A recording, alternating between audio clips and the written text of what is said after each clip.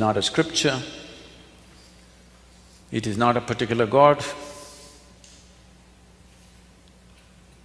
It is a complex amalgamation of 1,000,000 different doorways through which a human being can attain to his ultimate potential. This is what always the land that was referred to as Bharat has always represented to the world. The political entity of India is a different situation right now, that's different. But this is what it represents.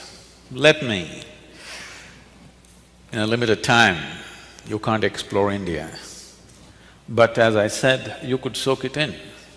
It's not something that you understand, it is not something that you grasp. It is just that you have to soak it in, like you breathe.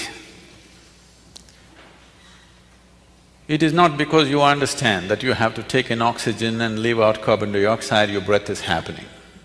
That is just the understanding is a consequence, not the reason why you're breathing.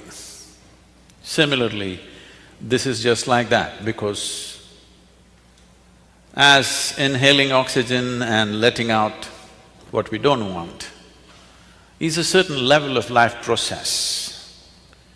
What we're referring to as India is another level of life process. You have to just breathe it in and soak it in. If every cell in your body doesn't take the oxygen, this won't live. It is just like that. If everything within you doesn't take another dimension of life into you, another dimension of life will not be alive in you. Only the physical, the psychological and the emotional will be alive. One will even deny that anything else exists because this is the nature of human experience. Whatever is not in your experience doesn't exist for you. Right now, I don't intend to insult the people who are up there, but right now, let's say right up there's a big gorilla sitting there, just about to pounce on you. You are not aware of it, it does not exist for you. Even if a dinosaur is sitting there, if you are not aware of it, it doesn't exist for you. Similarly, anything that we are not conscious of, it doesn't matter how big a dimension it is, how fundamental a dimension it is, if we are not conscious of it, it will not exist for us in our experience. Our life is essentially what we perceive. And what we perceive right now is fundamentally limited to the 5 sense organs. What you see, what you hear, what you smell, what you taste, what you touch. This is the life that you know. This is the world that you know. This is the universe which is in your experience. You could believe other things, but they are not a living reality for you. Belief systems can become very strong. What you believe in can become more real than the real in your experience, but that is purely a psychological experience, what you believe in. And if you work hard enough on you, we can make you believe in just about anything. You know that. Right from the day you were born, if I went on telling you, my little finger is God, if I raise this little finger, divine emotions will overflow within you, genuinely, not pretentious. If it is too bad for you, I can dress it up. Just we have to decorate it a little bit, then you were willing to believe anything if you are worked upon hard enough, isn't it? So what we believe in is of cultural significance, of geographical significance for certain areas of the world, but it is of no existential consequence. You can believe whatever you want. He was just saying, we have a center in Tennessee. I was speaking in Nashville a few years ago, I was just telling them a joke. In the joke, I referred to God as him. Immediately a few ladies stood up, said, "Do you believe God is a man?" Whoa, whoa, whoa. I know where it's going. I was only telling you a joke. It doesn't matter, you said him. Do you believe God is a man? I said, I was only telling you a joke. It doesn't matter. So now there is an argument going around in certain parts of America. Is God a man or a woman? In India, we have no such problems. We have a man god, we have a woman god, we have a cow god, we have an elephant god, we have a monkey, we have a snake, we have flying ones, crawling ones, creeping ones, every kind. Because it's a very wise culture, we foresaw all the future problems that may arise. You know?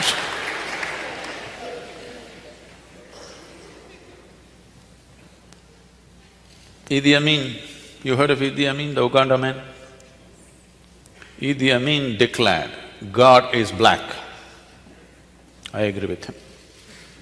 If a white man can have a white God, why can't a black man have a black God? This also is a big debate in some of the southern churches. Is God white or black? You've been trying to settle it with elections, but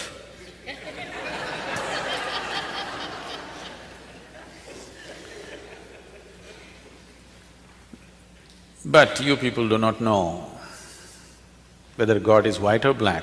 In India, we know God is brown. Because, God never visited other parts of the world, He only sent His son or messengers. In India, God Himself landed 9 times, you know this? You know, 9 avatars. He landed in India Himself 9 times. Always Indians are very proud of this. To other parts, He sent His son, messenger, whatever. But to India, He Himself came. I keep reminding them, that is because He wanted to do the job hands-on with the Indians. He wouldn't trust His son or messenger. And He came 9 times and failed. Indians are not easy people.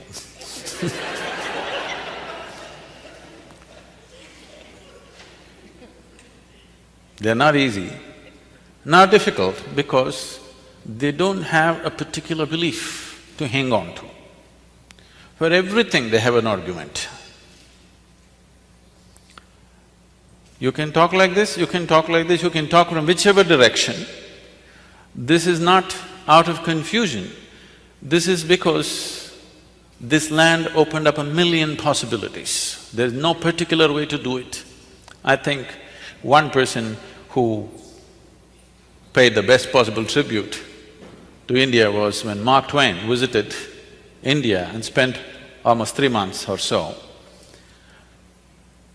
He said, anything that can ever be done by either by God or man has been done in this land. Now, this is not about a particular geography, this is not about a particular people. When you say East, you're talking about a certain kind of consciousness. There could be Eastern people here, there could be Western people there. Today, East has become synonymous with consciousness, West has become synonymous with material success. Should these two things be opposing each other? Not at all. Evolving human consciousness and living successfully in the world can go together and always been together. You must understand, just about 225 years ago, India was the largest economy on the planet. It amounted for almost 1/3 of the world's economy. For political and other reasons, things have gone bad, that's a different thing. But I'm saying consciousness and living well on the outside need not clash with each other. It has nothing to do with each other. How you're outside and how you're within yourself are not connected. So how you're outside, I will leave it to you. How you want to be on the outside, I will leave it to you. But how you want to be on the inside, if you are given a choice, how you want to be within yourself, would you like to be pleasant or unpleasant? I want to hear that. Okay.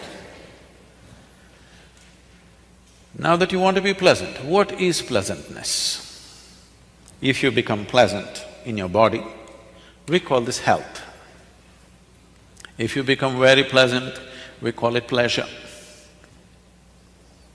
If you become pleasant in your mind, we call this peace. If you become very pleasant, we call it joy. If you become pleasant in your emotion, we call this love. If you become very pleasant, we call it compassion. If you become pleasant in your very life energies, we call this bliss. If you become very pleasant, we call it ecstasy. This is what you want within yourself, isn't it? No, I'm not interested in all this, I want to go to heaven. Why? Because the advertisements have always said that heaven is a very pleasant place. If from your birth they had told you, God lives in heaven but it's a horrendous place, do you want to go there? No, we will pray from here. We don't want to go there. So whatever you may be doing, whether you go to the temple or to the bar, you're still seeking pleasantness, isn't it? Yes or no? Hello? If your surroundings become pleasant, we call this success. So in what way surroundings being pleasant are opposed to inner pleasantness? Definitely not… they're not against each other. They go very well together. There is no need for people to think, if I have to be pleasant in the inward, I have to… See, generally this impression has come into the world that if you are spiritual, how you determine whether you're spiritual or not is, you don't eat well, you don't dress well, you don't live well, that means you're spiritual. If you do everything badly, you must be spiritual. This image has come because they saw a yogi somewhere sitting blissed out. He never bothered about his clothes, his clothes fell apart, and he sat there probably naked, blissed out, simply because he was not concerned, not because he chose to be like that.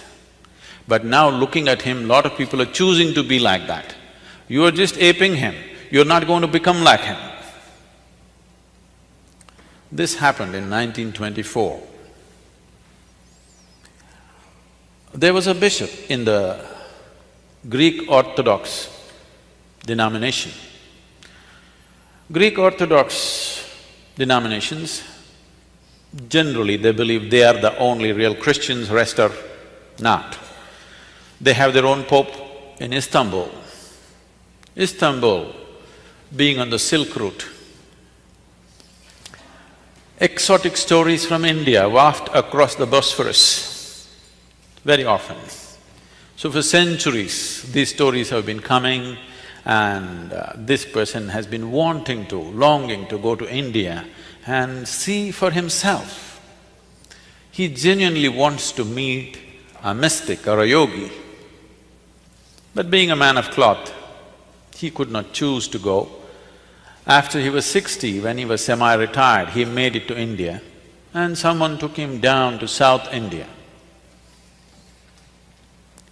In southern India, when he inquired, somebody told him, you go up this mountain, there is a yogi, he will fulfill the prescription for you, what you're looking for. So our man went up the mountain and as they had indicated, there was a man, a yogi sitting there, eyes closed, blissed out. So he went and they had told him, if you see a yogi, you must prostrate. But he was not built for that. But managed to go down, scraping himself, making noises. Then hearing all this commotion, the yogi opened his eyes and looked and smiled. So immediately the bishop asked, can I ask you a question? The yogi said, by all means. Now the bishop asked a profound question of his life. What is life? This is after 60. You should have asked this question at 8 or at least at 16. What is life? After 60, not bad you're asking some time in your life. The yogi smiled, went into raptures and said, life is like the fragrance of jasmine upon the gentle spring breeze. The bishop looked at him and said, what? Life? Fragrance of jasmine upon the gentle spring breeze? Our teacher told us, life is like a thorn. Once it gets into you, if you sit down it hurts, if you stand up it hurts, if you lie down it hurts. You're saying it is fragrance of jasmine upon gentle spring breeze? The yogi looked at him and said, well, that's his life. Essentially, the experience of life is caused from within. Pain and pleasure happens from within you. Joy and misery happens from within you. Agony and ecstasy happens from within you. Even light and darkness happens from within you. What is light for you is darkness for some other creature, isn't it? What is darkness for them is light for you. It is the way you're responding to the whole thing that it happens to you. So if everything is caused from within you, you're not convinced about this. Okay, do you see me? Yes. It's a question. Do you see me? Yes. Yes. Use your hands and point out, where am I? Ah, you got it wrong. You know, I'm a mystic from South India.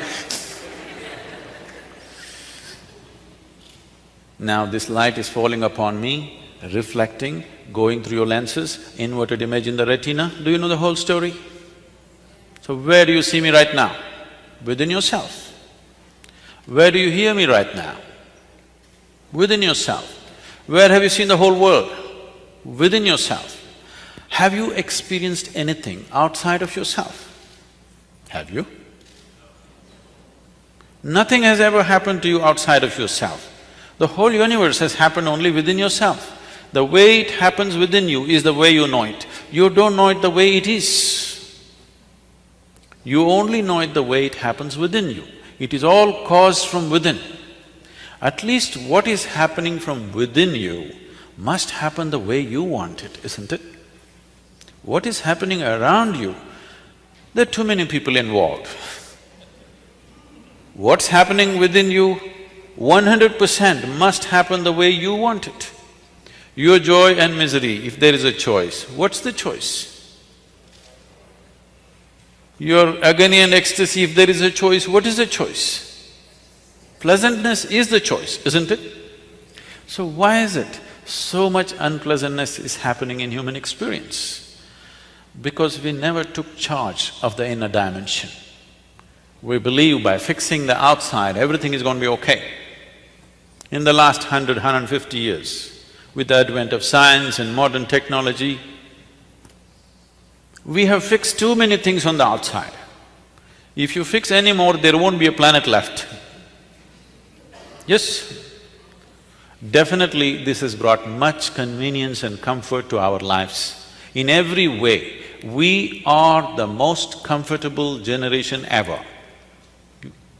You agree with me? I know you have series of complaints about how things are not okay, but we are the most comfortable generation ever before on this planet, isn't it so? But we cannot say we are the most joyful generation on the planet, we are the most loving generation on the planet, we are the most blissed out generation on the planet, definitely not. We are complaining like crazy about everything, like never before. This is because we fixed the outside. Comfort and convenience has happened, well-being has not happened. If your interiority was handled by you consciously, you would definitely keep this in a blissful state. So is bliss the goal of life? No. Bliss is a necessary condition for life to flower to its full potential, otherwise it will remain constrained. See, if I happen to meet you when you're very happy, I'm sure you're a wonderful person. Yes or no? But if I happen to meet you when you're frustrated, angry, miserable, you could be a nasty person, isn't it? Yes or no? Is this a fact for everybody? You know, about 20% of our time, resource and energies are spent in the prisons in India, and we also attempted something here in the United States. Now, our programs are mandatory in all the South Indian prisons. People keep telling me, Sadhguru, why are you spending so much time with these criminals? We don't even get to see you, but you're spending time in the prison. I don't see any criminals. What I see is, everybody is in pursuit of their happiness. The man whom you call as a criminal is pursuing his happiness far more vigorously than you. Yes. In pursuit of your happiness, you're willing to stand in a line and get what you want. His longing for his happiness is so high and vigorous, he jumps the line. That's all he's doing, isn't it? Yes or no? The only thing that he is doing is he's jumping the line. What you are willing to wait in the line and get at the end of the month, he wants to grab it in 2 minutes. That makes him a criminal, isn't it? But if you take this further back, if you're in pursuit of happiness, I'm sorry, this is in the constitution. If you're in pursuit of happiness, you're already a criminal because the moment you're in pursuit of happiness, suppose you're pursuing your happiness this way and I'm pursuing my happiness this way, if both of us meet, out of civility, out of etiquette, you will tell me, please, I will not budge. Then you would like to gently push me and go. I will not budge. You would like to shove me and go. I will not budge. Then of course, you would like to shoot me and go. Yes, if something or somebody is really blocking your pursuit of happiness, you want them to disappear somehow, isn't it?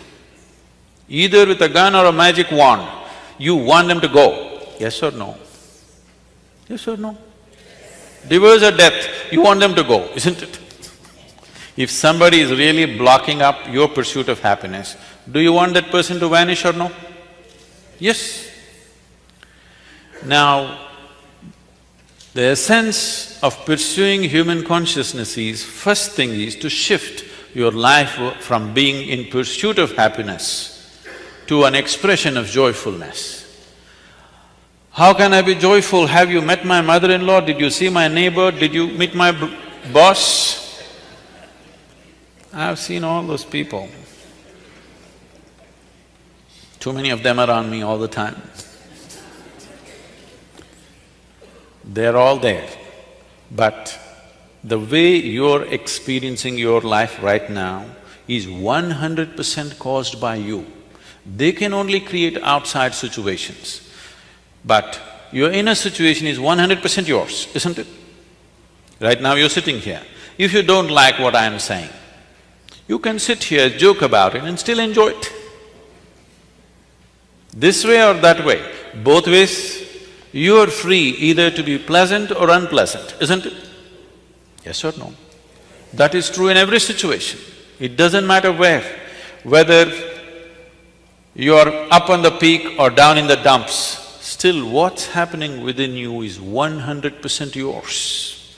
If you take charge of this, then you keep yourself blissful. Now your life becomes an expression of this blissfulness. There is substantial medical and scientific evidence that when you are feeling very pleasant, when you're joyful and blissful, your body and your mind function at its best. Success in the world is essentially determined by how well you can harness this physical body and the prowess of the mind.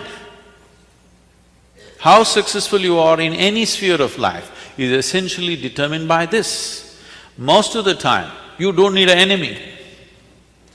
Self-help is doing great. A lot of people have read self-help books, how to screw up my life. Yes, they can write, they don't need anybody's help. The book also they can write, because they're experts. I want you to just look back and see. How many of you have at least had one 24-hour segment in your life, one single day, where full 24 hours, every moment of it went blissfully, not a moment of anxiety, agitation, irritation, anger, frustration, nothing, simply blissfully 24 hours. Very few people on the whole planet can raise their hands to this. You need to understand this. If one day did not happen the way you wanted, understandable. If not even one day happened the way you wanted, something fundamentally wrong, it's time to look at it, isn't it? Yes? It is time to pay close attention to this life. Why is it happening the way it's happening? Without taking charge of the mechanics of how life is happening within you, you're trying to somehow blunder through the world. If 10 people clap their hands, you're too happy. But that never even lasts for 24 hours at a stretch, isn't it? Yes or no? Other people's recognition, other people's expression of love, other people's gifts, other people's whatever, doesn't even last for 24 hours at a stretch. You went out today, somebody told you, oh, you are the most wonderful person on this planet. And you were floating on cloud, what number? Oh, you do only 9. In South India, we do 11. Whatever number cloud you were floating, and you came home and people at home told you who you really are.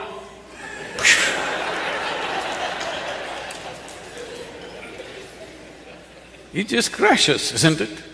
Highest levels of happiness, have you seen how it crashes just like that?